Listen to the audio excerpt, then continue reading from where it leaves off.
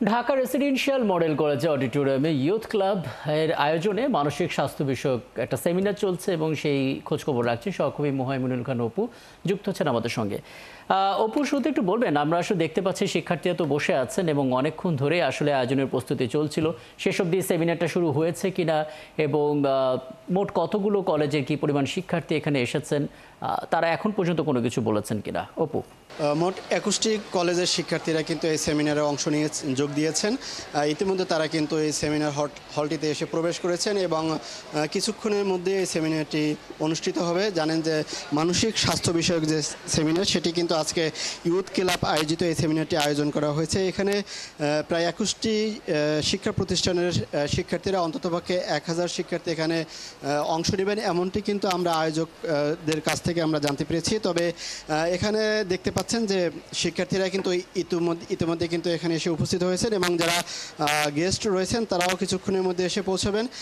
এখানে যে মানসিক স্বাস্থ্য বিষয়ক যে একজন শিক্ষার্থীর উপর কী ধরনের প্রভাব পড়তে পারে সেই বিষয়গুলো এখানে তুলে ধরবেন এবং এখান থেকে কিন্তু এই শিক্ষার্থীরা সেই বিষয়গুলো জ্ঞান অর্জনের চেষ্টা করবেন। এবং আমরা এখানে একজন ক্ষুদে শিক্ষার্থীর সাথে কথা বলার চেষ্টা করব। আমরা জানতে চাইব যে আপনি কোন স্কুল থেকে এসেছেন, একটু নাম পরিচয় দিবেন এবং কলেজের কথা বলবেন এবং এত কম বয়সে এই সেমিনারে কেন?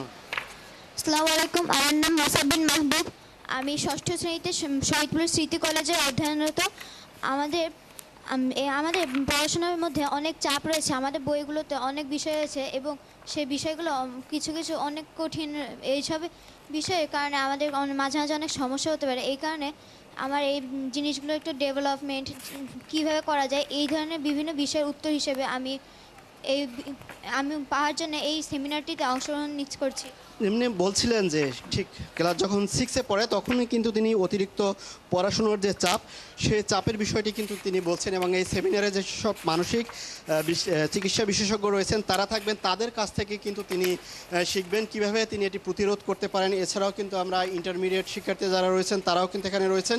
কিছুক্ষণের মধ্যেই এই সেমিনারটি শুরু হবে এবং শুরু হলে পরবর্তী নিউজ সংবাদে কিন্তু আমরা বিস্তারিতভাবে আরও জানাতে পারবো। তবে এই ছিল ঢাকা রেসিডেন্সিয়াল মডেল কলেজ স্কুলের যে স্বাস্থ্য মানসিক বিষয়ক যে সেমিনার, সেটির সবশেষ খবর। অনেক ধন্যবাদ অপু। নিশ্চয়ই পরবর্তীতে যখন আসবো তখন আশা করি সেমিনারটা শুরু হয়ে যাবে, বক্তারা কে বললেন সে আপডেটও আপনার কাছ থেকে পেতে থাকবো। অনেক ধন্যবাদ। যুক্ত হওয়ার জন্য সহকর্মী মোহাইমিনুল খান উপযুক্ত হয়েছিলেন, Dhaka residential model college auditorium থেকে বলছিলেন এবং সেখানে ইয়ুথ ক্লাবের আয়োজনে মানসিক স্বাস্থ্য বিষয়ক সেমিনার চলছে, সেই আপডেট আমাদেরকে জানাচ্ছিলেন।